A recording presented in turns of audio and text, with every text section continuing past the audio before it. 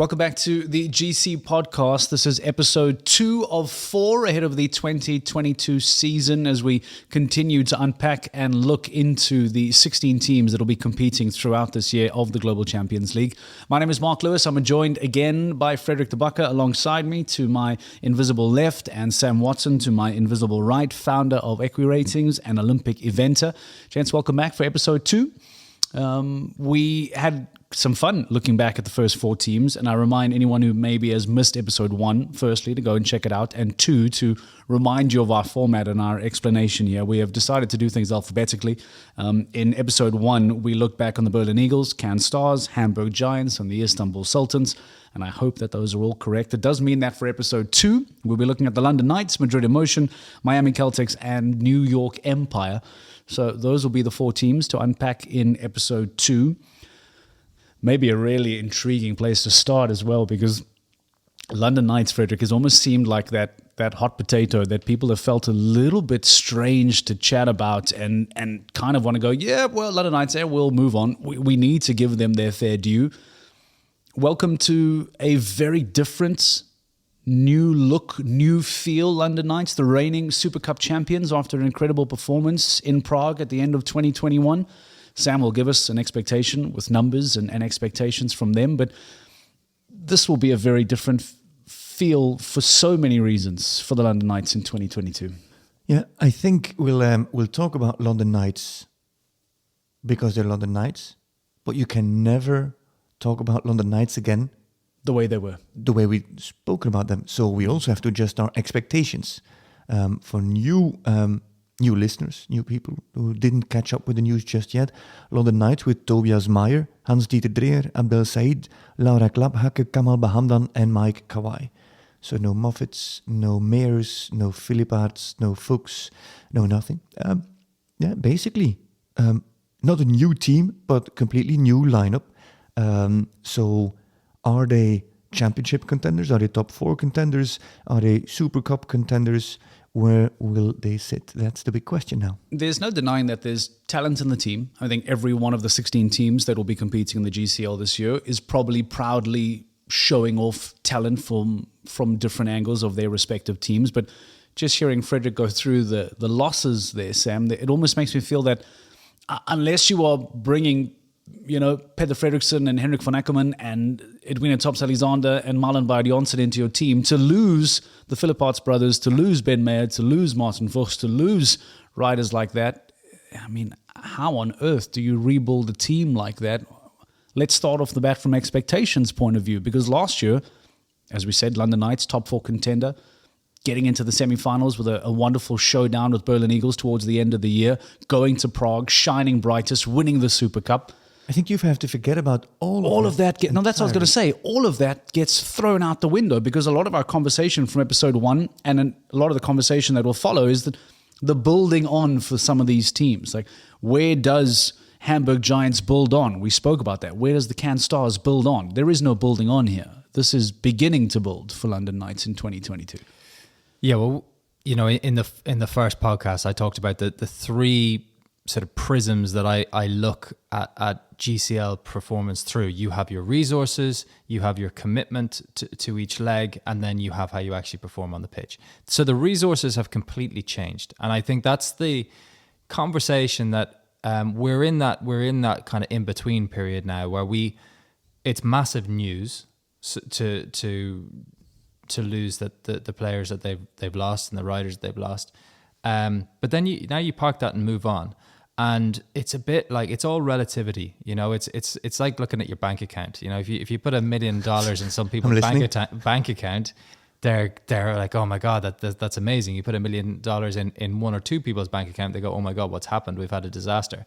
That's a little bit London Knights. It's only the fact that they have so much history and so much success in this league that this new look team feels weaker. But this is by no means, we talked in the first episode about that there were the bottom 2 teams, Cannes Stars and Istanbul Sultans. They were a little bit detached from the main group. So London Knights are still in that main body. They are unfortunately 14th out of 16th on ratings, but with projected points of around 210, which means that they're only we saw last season teams overperforming to the tune of 20, 25 points. They can get themselves into a mid-table position if they perform well, if they commit and if they perform. So we know they don't have the same resources as last year, but if they, and I think that's the one thing that you do as a London Knights rider in 2022 is you remember the history of this GCL team. This is to compete for the London Knights in GCL.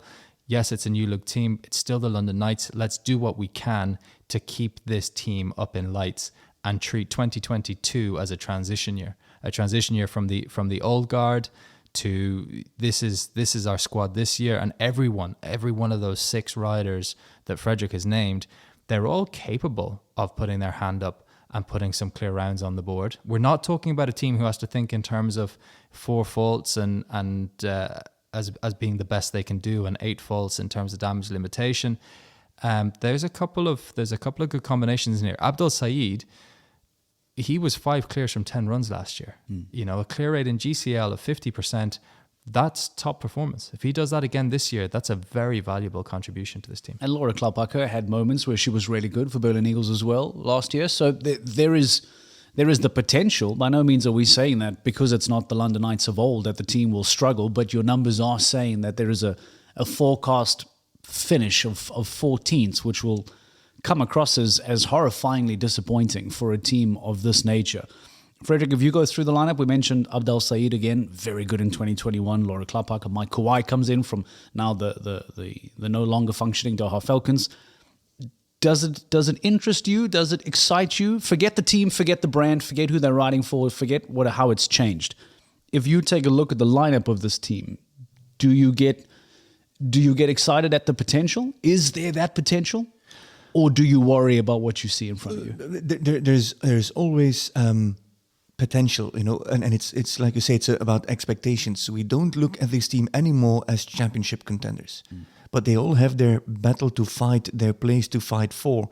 And Abdel Saeed is a very strong name in this team, but as is Hans-Dieter Dreher, very competitive. As is Laura Klappacher, in my opinion, very consistent. We know what she brings. The team knows what she can bring to the team. Mike Kawhi is moving up through the ranks into that level. Has got an exciting new horse in Goldwyn, ex-Laura Kraut. Combination made at the back end of 2021. I am not at all saying that this is a team that is going to battle for top 4.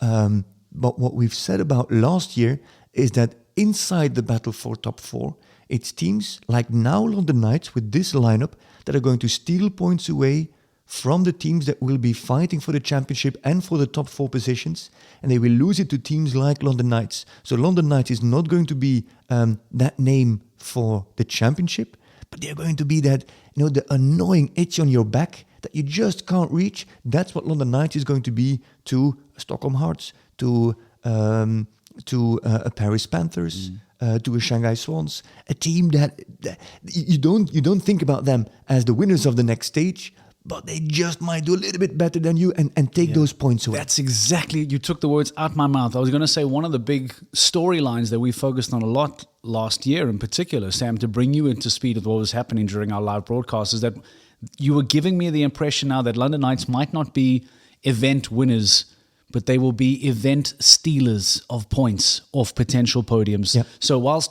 Paris Panthers might go win in Doha or Stockholm Hearts will get there, it's a team like the London Knights who, as we said, completely new face, new change, new feel.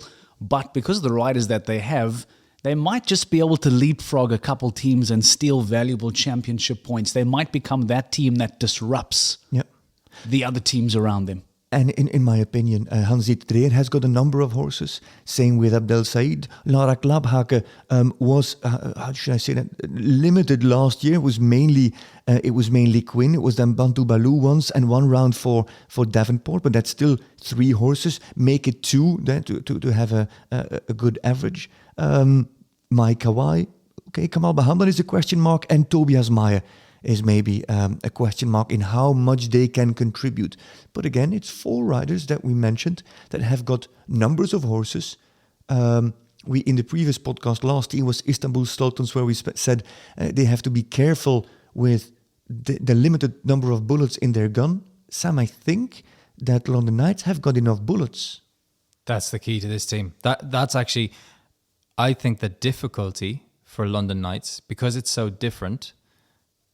It's not as obvious as it was for, say, the Istanbul Sultans, where your best firepower is. There's quite a lot of potential in this team, and so you've got to find that as a manager. You've got to find that, because you don't want to spend half of the season finding out where your potential is. So is that a positive or a negative? That things, because there's obviously huge positives to having a spotlight, easily identifiable, but then there's also huge positives to having that spread out. But maybe that isn't the best way about it. Is there a positive and a negative to having things so spread out amongst the team? Well, if you try something like Hans Dieter Dreher from me has a horse there, Westmaldakotis, who could be he could be very good. Very good. We've been using average and below average and good, but getting up into the very goods. Yeah, the very. I mean, I mean a team that you have the team manager from your country knocking on your door, going, I want you at that can become a problem when you I want you at the World Championships. That's a distraction then, but it could be world class. So if you have a combination like that. That's a combination who could jump clear at a rate above 50%, and the average in GCL is 40%. It's a very stacked, tight league. So being able to perform above average, like Abdel Said did last season, and he's now here for the London Knights. But if they can punch up there, you've got to keep them in the team. The beauty of having numbers and depth is, yes, you need to find which combinations can do that for you. If they're not performing, you have other options. When you don't have options, that's a difficult place to be in for a league like GCL with 16 legs. That's the interesting thing. What you mentioned, I think the spread here is positive. Yeah.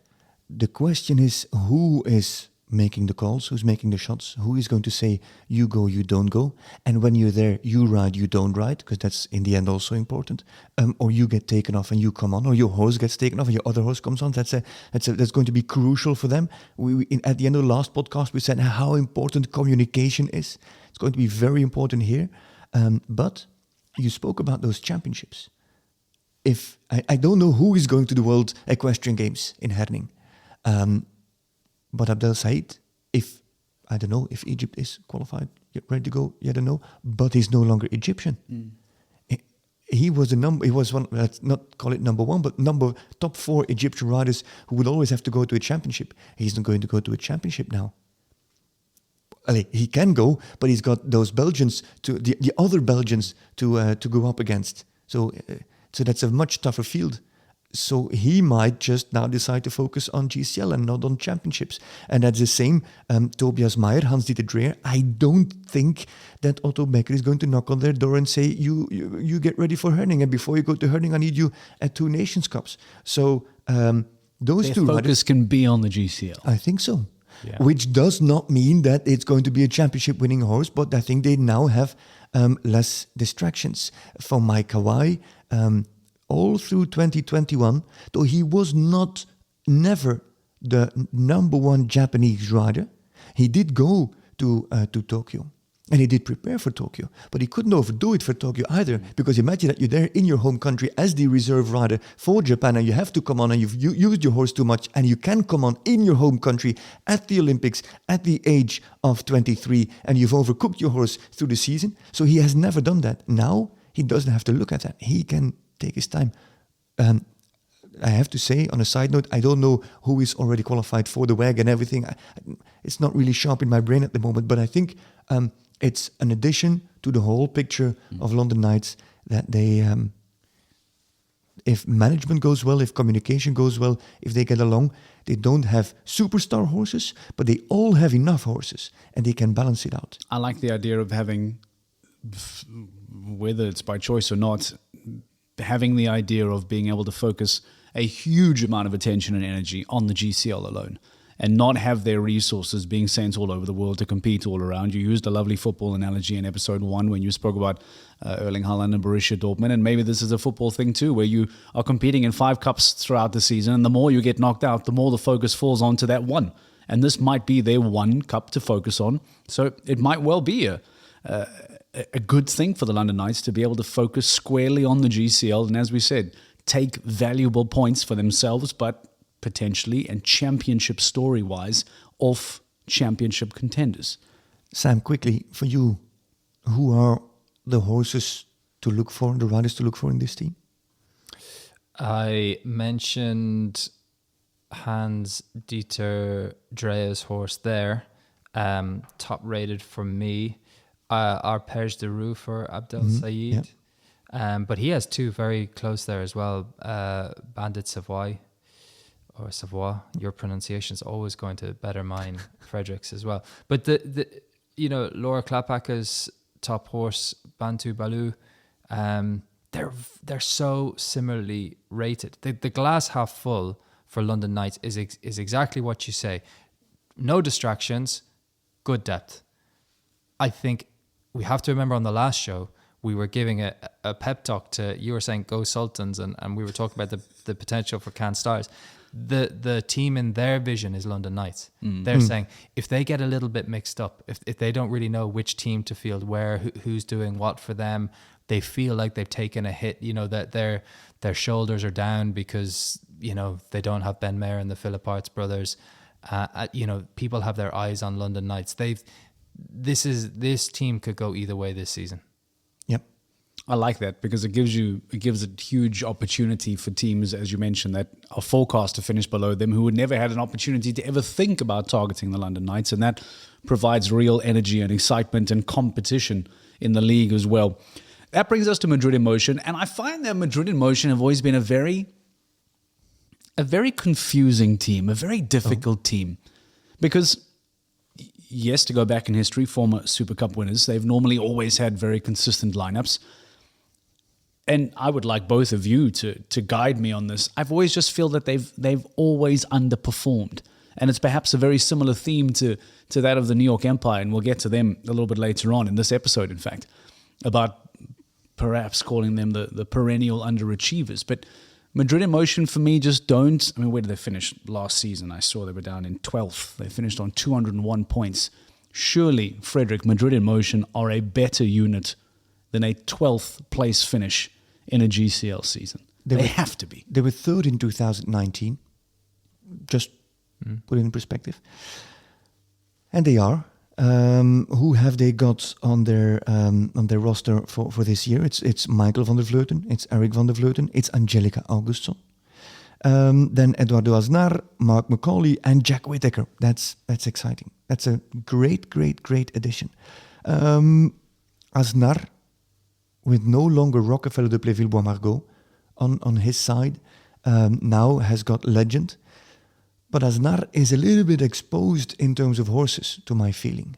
And I think Angelica Augustsson, who is a great combination with Kalinka, but it's Kalinka, and then there's not that much. There's an Intender Star and Catalina at 1.50 m, but there's for Angelica, there's Kalinka, who is an outstanding horse, and for Madrid in Motion, you have to be happy that there's Peder and there's Malin and there's Hendrik van Eckermann and there's Rolf as those top riders maybe looking at the WEG, at the World Equestrian Games. So I think that they might let Kalinka and Angelica off the hook, at least in the beginning of the season. So I'm excited for Angelica. I'm just thinking, okay, Eduardo maybe not at full strength.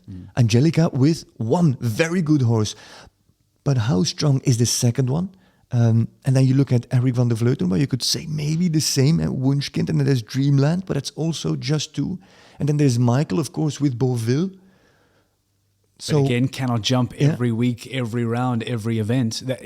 They are so lucky to have a rider of his caliber with a star horse like Beauville, but we've said this in episode 1 with certain teams, you can't ride Michael and Beauville every single event. So I'll let Sam carry on, but I think we will see more from Jack Whittaker and Mark McCauley. Mark McCauley, Mibello is turning, I think, 17 or 18 now, so it's no longer going to be Mibello, but there's those, it's got 2-3 older horses, and then a very exciting group that we saw at the end of 2021 that will now step up in 2022. So I think McCauley is going to play a bigger role than we've seen him play in the past.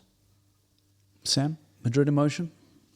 Well, it's a good observation that you make about the underperformance. Whether it's perennial, I would say probably not. But last year we forecast them at 222 points. They finished up in 201. So that's a drop. That's a negative swing of 20 points. Which over the course of a season is not a huge amount, by the way. So credit to you guys for not getting it too far off. But 20 points off the ratings throughout a season is not a huge drop, but still. It's up there with we talked about Hamburg Giants in the last episode and New York Empire. They're the teams that were 20 to 25 points below where they should have been. A lot of them, most of the teams that have banged there on projections over the course of the season. Then you have your couple at the top. Actually, the top three at the end of the series all overperforming quite significantly. And as I said, Berlin Eagles overperformed last season. So you've got to ask why. Is it just swings and roundabouts? That's just sport. Things just didn't quite go our way. You've got to be careful about taking that over the course of a season. I take underperformance to that tune. I take it a little bit seriously. Like, I'm definitely going to be on the fence. They've got to show me, are they going to commit Beauville a little bit more? Michael van der Vleuten was still the star man. He still contributed the most, 7 clears from 13 rounds. That's a big number, and it's very efficient and it's very clinical. But they had a lot of people that didn't perform as well. His father Eric, 4 clears from 15, so he was actually the busiest. Eric was in the ring more than anyone. What else does Michael have at his disposal? Because we speak about that wonderful pairing of him and Beauville, but again, the focus will remain on GCL for this podcast. There's no denying that there's LGCT expectations and goals for Michael. He wants to get to the Super Grand Prix. He wants to win Grand Prix.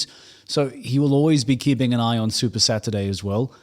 Again, Beauville cannot jump every GCL round. So a quality rider like Michael van der Vleuten, if Beauville does not jump, who else does he go to? Who else can carry him across the line? Dana Blue, I would say, for me. That's the question. Dana Blue had her injury in Doha last year. I saw a video on Eric van der Vleuten's phone that she's cantering under the saddle, but she's nowhere near jumping just yet. And she broke her leg. So the fact that she is cantering on the saddle is a miracle. Elwieke, a horse that really stole my heart last year, mare by Eldorado. Really clear round jumper. I don't know how high she's in your ratings, but I can imagine that she hasn't been exposed to those big horses with big classes with big horses just yet. So I think she's still she might be under the radar. She's bang on the GCL average. Okay. She's right there, and look, a lot of the teams we've previewed so far don't even have that. So it is not average in this league. Is not putting a horse down. It definitely, if visually there's potential there, that's a horse you need to be excited about. So there's Beauville, there's Elwieke, there's Camara van Heijken. I don't know about Snoes. So at least there's 2 or 3. That's it. They can go next to Beauville. But let's be honest, Ben Meer last year on London Knights had 2. And London Knights in their championship horse with Ben Meer also just had 2. Which was Explosion and Blue. and the year before and Winning Good. Oh. So you can really perform with 2 horses. They have to be just 2 very good horses. And maybe Camara isn't the same as Elwieke, and certainly not yet as Beauville. But yeah, there you have it. Forecasting for 22. Where do your numbers suggest Madrid Emotion might find themselves? We have them slightly bigger number than what we did last year, 230. Bringing in Jack Whittaker, this might adjust. Bringing in Jack Whittaker, he brings in, I think his top horse is gone. I don't think he's going to have his top horse from London. I think he's been sold. So that would be, you know, a bit of a casualty. But he has a couple of other horses there in and around that are capable of performing in this league. And that's where you learn about a young rider like that. We know all of those Whittakers can ride. And Jack having that big, you know, big performances towards the end of last year, on home soil in the London XL arena. I think we're going to see him with different horsepower, but he has bumped up that team a little bit. And with Mark McCauley as well, he's got some horsepower there. So look, projections, 230 points is their benchmark, which ranks them 8th, but it's so hot and close in the middle. We said from the first show, Hamburg Giants 226, Berlin Eagles 225. I mean, they're all within a couple of points. That's the difference between just a couple of placings in one leg. Yeah, it was incredibly tight in 21 as well. I remember we had this wonderfully intriguing battle for the top 4, and then the next group of teams as well were incredibly close. And as you said, because the point gap becomes so short in that phase of the standings, it was very difficult for teams to make up massive ground unless they were able to podium and leave a rival behind. So when you start getting bundled in 7, 8, 9, 10, you need something very special to make up extra ground. So it'll be interesting to see whether or not Madrid Emotion can do that. But Sam, are you talking about Valmy? That might be sold. I haven't heard, but so we have to be careful. But yeah, okay. That's what I had. Now that was. Yeah, so we see it's always hard with the news, horses changing hands. Yeah. There's definitely one of his top horses has changed hands, and but he has enough. You know, he'd have 3 horses there. Okay, one of them outside of the yard. Even 4 horses, I would say, capable of jumping at this level.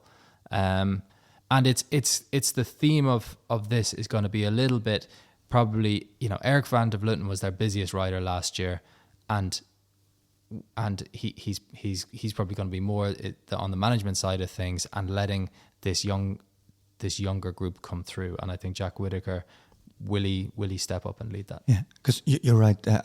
We had him down for 3 horses.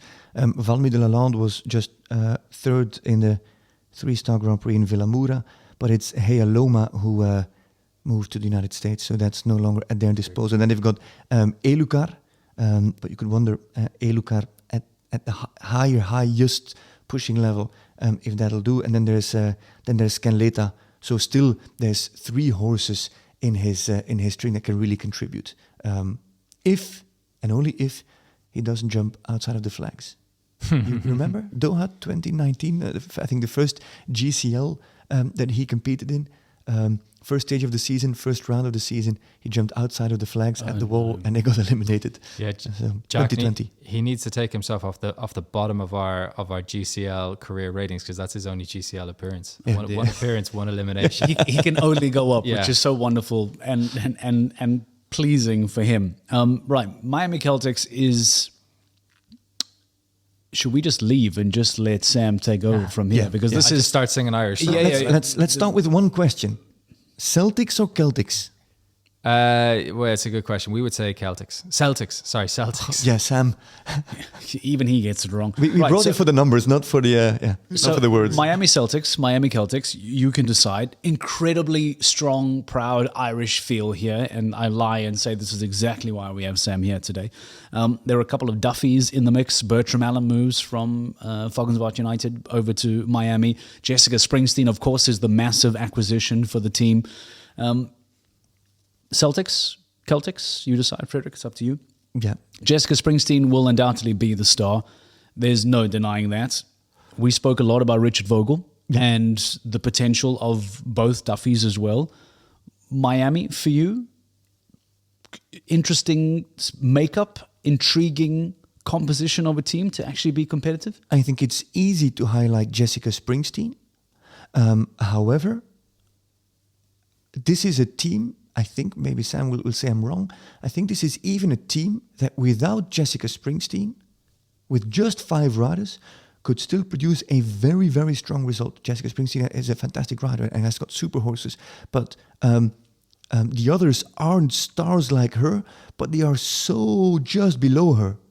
And that's very interesting. They do have one-star rider, but those other 5 for me are just below Jessica Springsteen. We might very well say at the end of the season, what do you mean Jessica Springsteen? Look at the results of those others. That's, I think, the strength, the width, the commitment. It's on average, it's the youngest team in the league. Average age is 28. Oldest rider, I shouldn't say who, but she is 30 and the rest are men. So that's how you deduct. So very young team, but wow, I can imagine the grit and the determination and the willpower to succeed in that team. I like the fact that the team, according to what you're saying, is so incredibly well balanced that there isn't. We spoke about Sana Tayson and Istanbul in episode 1, and there was the suggestion that she would really be the leader of the pack and the star of the show, which again teams will have that composition without doubt. If and when you look at a team like Miami, Sam and Frederick are suggesting that they are, from a talent perspective, an ability perspective, they're all right there. Doesn't that bode incredibly well for a team when you know that if Jessica is unavailable, then Michael G. Duffy is available, or if Michael Duffy is not available, then he is available. That has to give you huge confidence based on stable power, based on rider ability, that seemingly this group is very, very close together.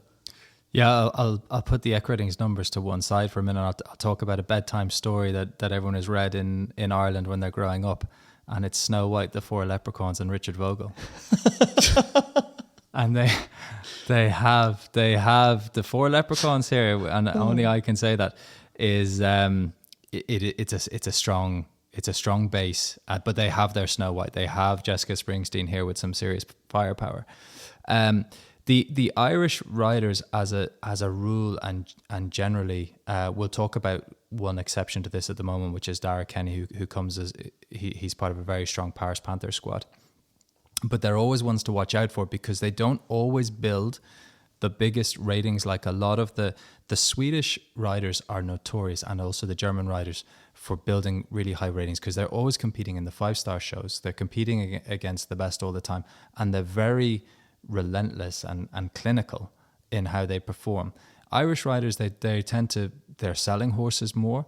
They don't put them in the big 5-star classes as much. They place them a little bit more delicately, so they can always land a big Grand Prix. It's no surprise to see an Irish flag up there in the top of a big class.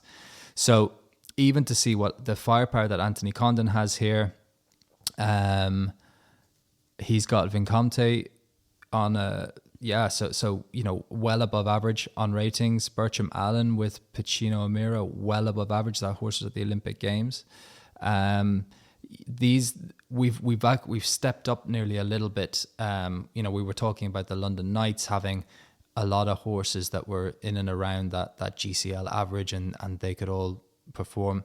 This is just another tier up. There are some big combinations in this. Then that's for me a big question because Jessica Springsteen, Condon, Duffy, G. Duffy, Vogel.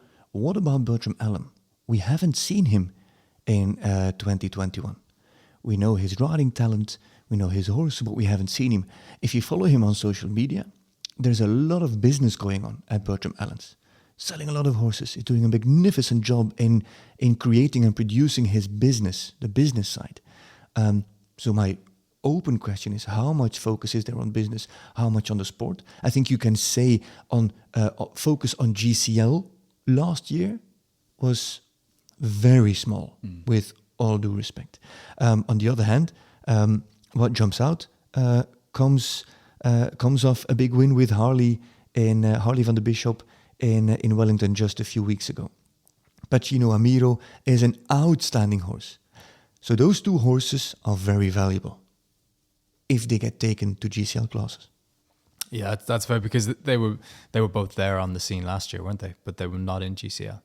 So that's what we're gonna see from him, and that's always what GCL comes down to is what level. This team does have resources, not naturally top 4 resources, but if they commit and if they overperform, this is a team that could do what Berlin did last year finish fifth, be knocking right there on the door for someone else. And I think the presence, I think what's important is actually to have that.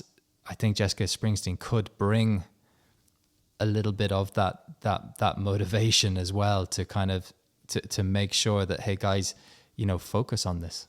Don't be, because these guys will all be called up. They'll have team duties and things like that, all of the usual distractions. So this is a team that could go either way.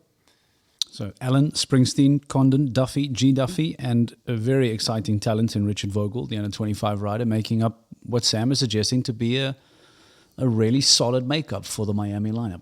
Sam, I remember Richard Vogel as a super talent with Ludger Beerbaum. He was there at his stable, then started his own business much earlier than what you normally see from Beerbaum riders.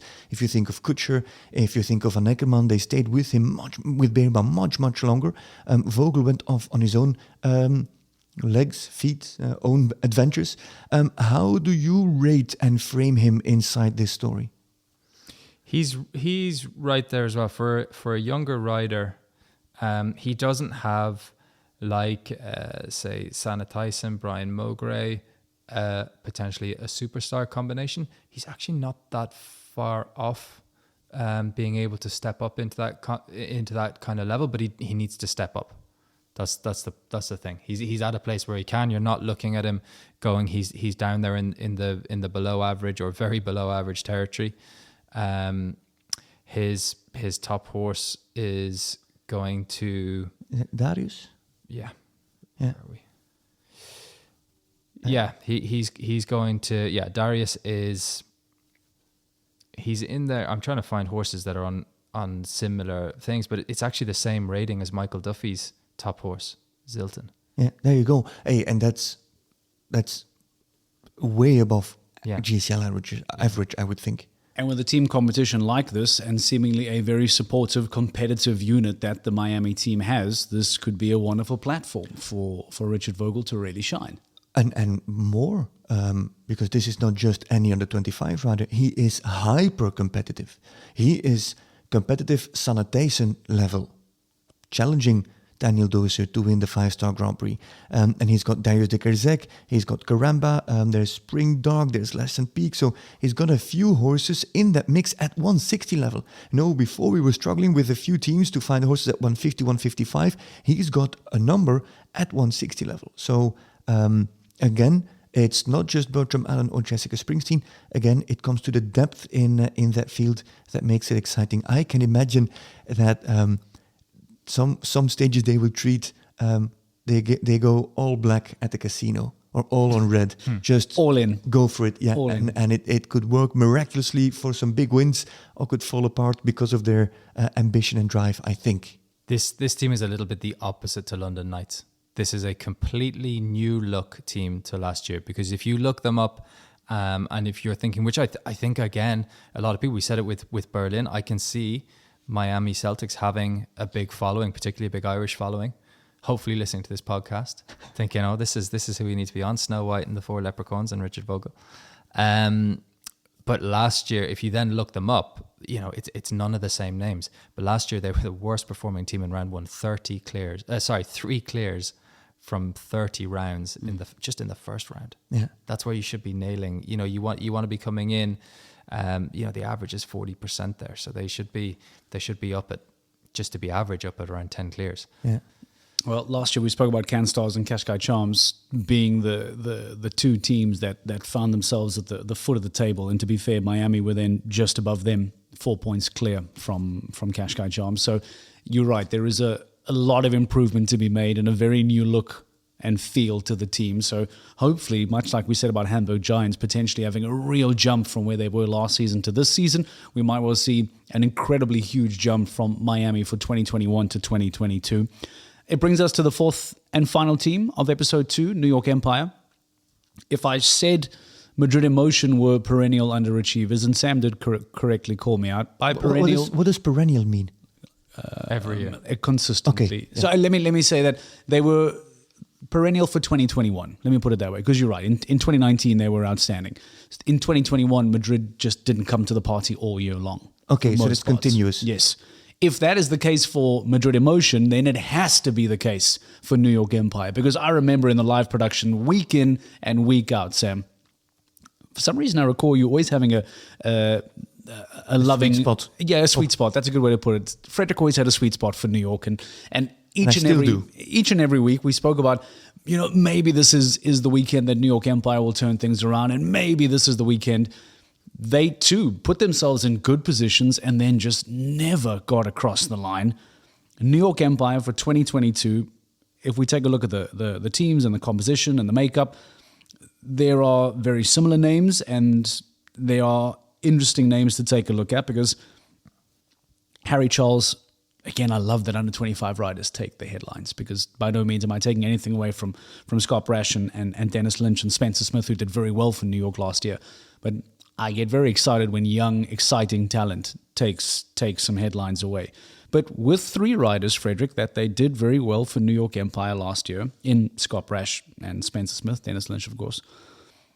If you add Harry Charles to the mix, does it have the potential to stop making them these underachievers, the ones that were almost always there? Yeah, go back and listen to our first podcast where we discussed Berlin Eagles. This is the same situation. If you look at their composition of teams, of riders for their team in 2021, I think Sam can put it out in terms of percentages. There was no team appearance of Georgina Bloomberg on the team. Am I right? Correct. Correct.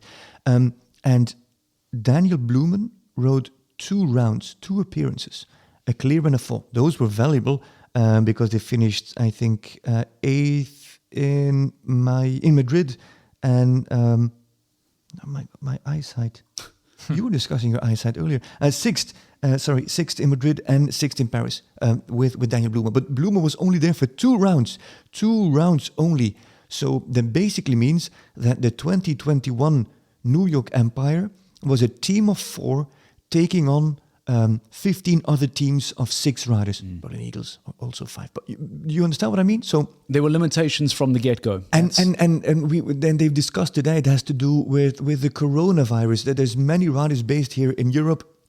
Many of the events last year also held here in Europe because of the situation and the way things had to be handled. So that was an enormous weakness to the team.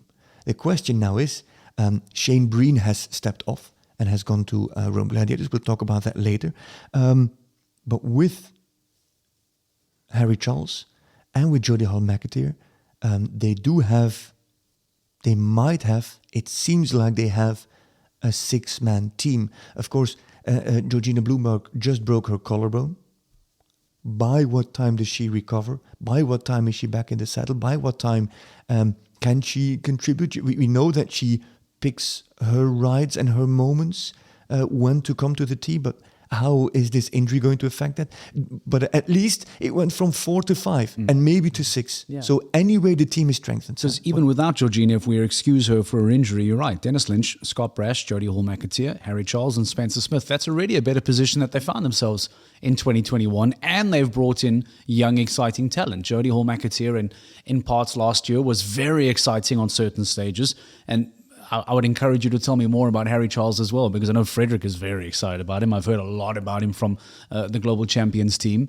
Maybe enlighten me a little bit more about Harry Charles, Sam, and why seemingly everyone is so excited about this under-25 rider? Firepower, unbelievable firepower for an under-25 rider. The resources. I'll get into him because he is a person who can commit to this, and I think actually needs to. It's great to be. He's almost in the position that a Peter Fredriksson or a Daniel Deusser is where you're looking at the calendar going, oh, where am I going to put the horse who's number 3 and number 4 on the list? What a luxury to have. Yeah, and then still on an upper curve. He was jumping clear at a rate of 54% again in those top classes at 5-star shows last year. That was actually a couple of percentage points ahead of Peter Fredriksson, ahead of Deusser. He didn't put in the same number of clear rounds, still a big number, but he's clinical, and that's exactly what you need for GCL. So he's one of there are 3 keys from me for New York Empire. 3 keys. Harry Charles needs to come in and deliver what he promised, what he's not probably verbally promising, but what he promises to us on paper. Yeah. If he does that, that's huge.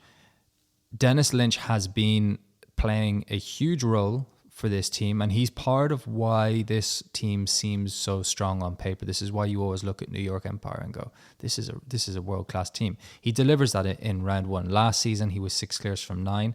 67% is a really, really high strike rate, but he was 3 from 11 in round 2. Frederick, you picked up on that last season, but that's down to 27%. There's a huge difference between jumping clear at a rate of 67% in round 1 and only 27% in round 2. So he's got to unlock the key to that, because that's a big enough sample to be something real about that. And that's maybe how they think about using him, saying, keep doing what you're doing in round 1. But they used him more in round 2 last year than they did in round 1. 9 clears and 9 rounds in round 1, 11 in round 2. So you want to be switching that around. So Dennis Lynch is getting that balance right, is the second key, along with Harry Charles. The third is Scott Brash himself. Why, and we've got to be. Scott Brash is just he's up there with the greats that we talk about in the sport, the Deusers and the Fredricksons and the Ben Mayers.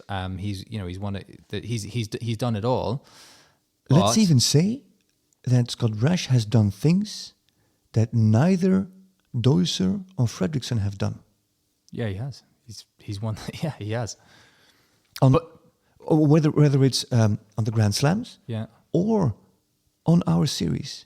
He has done things that nobody else has done. Why did it stop? And it's the opposite to Dennis. He's 1 clear from 6 in round 1. He doesn't start strong as much. He's better. He's strong in the GCT, so strong, and he's just got to bring that.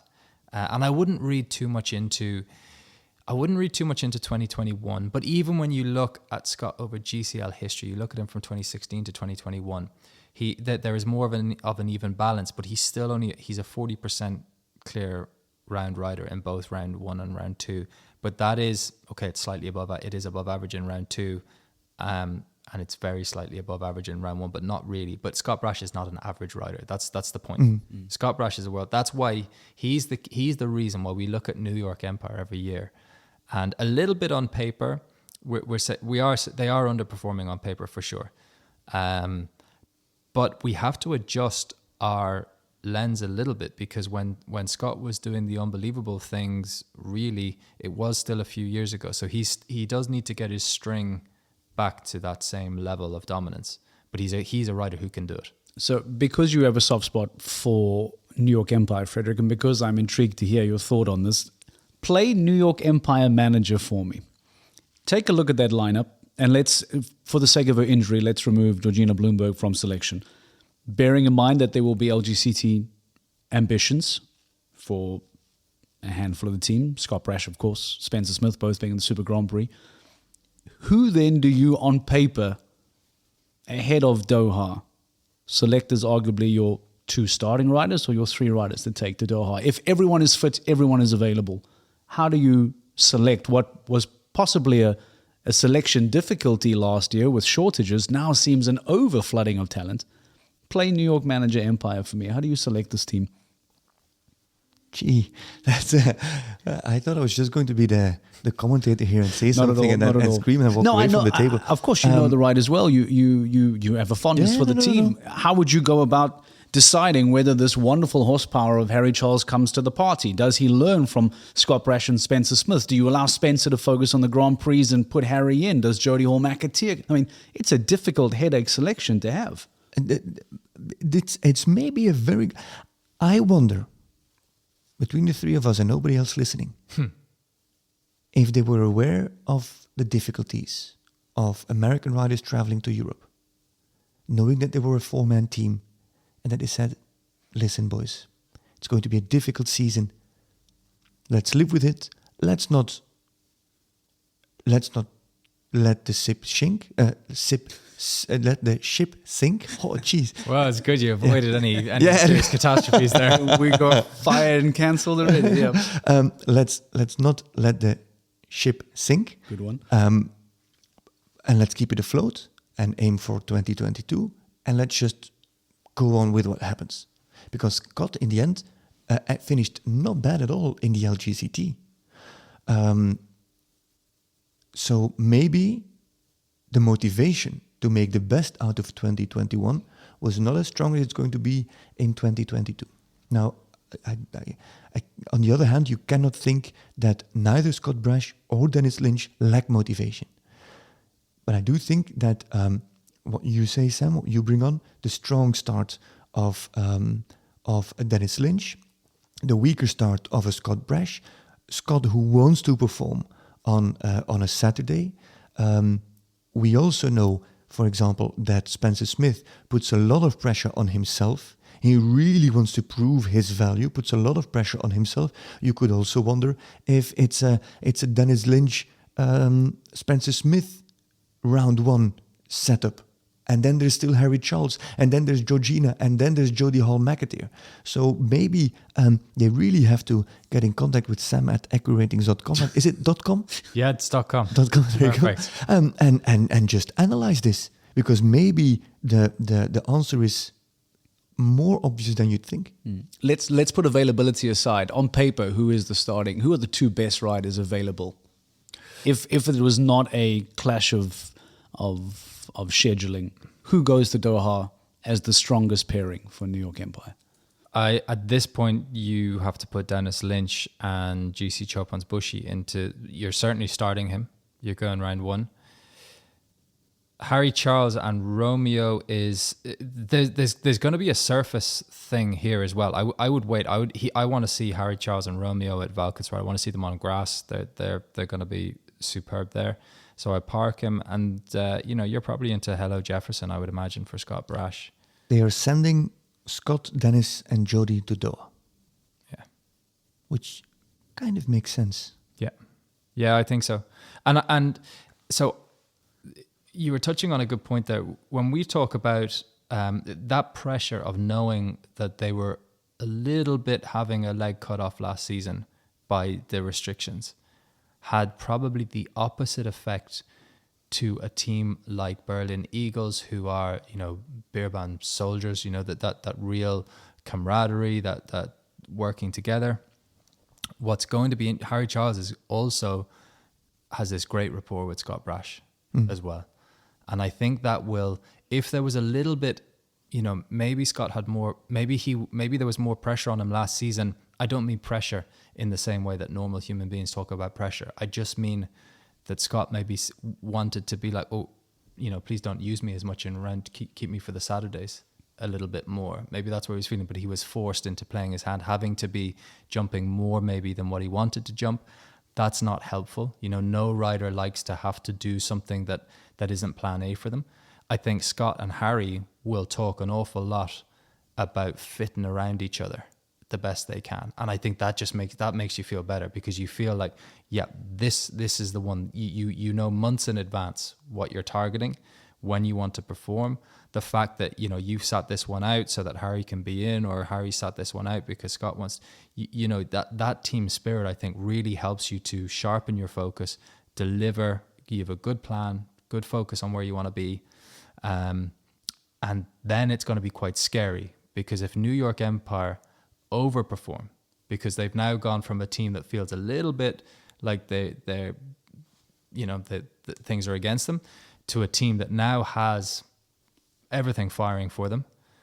We're projecting them to finish 6th this season. There you go. But it is not if they overperform. That is average. And the thing is it's the gap between 6th and top 4 is only 5 points on our projection. So actually, which is podium or no podium Exactly. at a stage. Exactly. That's one result. So this is a team. So New York Empire, if I was having a bet, or Frederick, if you want to do that, I would. Go, I think New York Empire for a top 4 this season. I think because they've been underperforming, we've a little bit maybe written them off. I think this change is not only going to help them just with horsepower, and I think they've bought more than just numbers. I think they've bought a relationship here that can get Scott Brash back into full power, possibly the best we've ever seen him in terms of GCL. And then this is this is a big team that can beat any of the best. And Dear Scott. That's a frightening, ominous sound and warning to anyone that you're saying Scott will get back to where he was, and if not even better, you're saying. Dear Scott, dear Dennis, Spencer, Georgina, Harry, and Jody, I have lost so much money on putting the team first over the last few seasons. Please help me in winning it back. If you're saying that a normal finish is 6th, and anything above that, overachieving, which this team could and should overachieve, then we're talking Super Cup semi-final spots. We are talking finally living up to the expectation, the reputation, and the excitement of this team. So finally, Frederick's sweet spot for New York, and I imagine many others who have a sweet spot for New York Empire, may well be celebrating throughout the 2022 season for the GCL and for New York Empire. That brings an end of your ever closing thought? I have one question. So you spoke about Snow White, 4 dwarves, but don't go there. Why? no, but how many? Because maybe it's something Irish. It's not four. It's Snow White and the Seven Dwarfs. Okay. I was already in fear that I had it wrong. So that's So you make it 4 dwarves because of that. No, leprechauns. Leprechauns. Yeah, there we go. Because they're Irish. All right. I'm so scared to even enter that conversation. Yeah. Thank you, Sam. I was busy giving New York Empire a big thumbs up. Oh, yeah. And I think that they will be a very intriguing team to watch. It brings to an end episode 2 of our new GC podcast, New York Empire, Miami, Celtics. We must decide definitively before the start of the season where we'll go. Madrid in Motion, London Knights. In episode 3, still to come, and you can enjoy that here on our GC platform soon as well. Paris Panthers, Rome Gladiators, team returning to the GCL, Scandinavian Vikings, and your runners-up from 2021 Shanghai Swans. They will be discussed in episode 3. So, Sam, Frederick, thank you very much. Cheers. We say goodbye, and we'll see you again on episode 3 as we look forward to the next set of 4 teams in the 2022 Global Champions League season.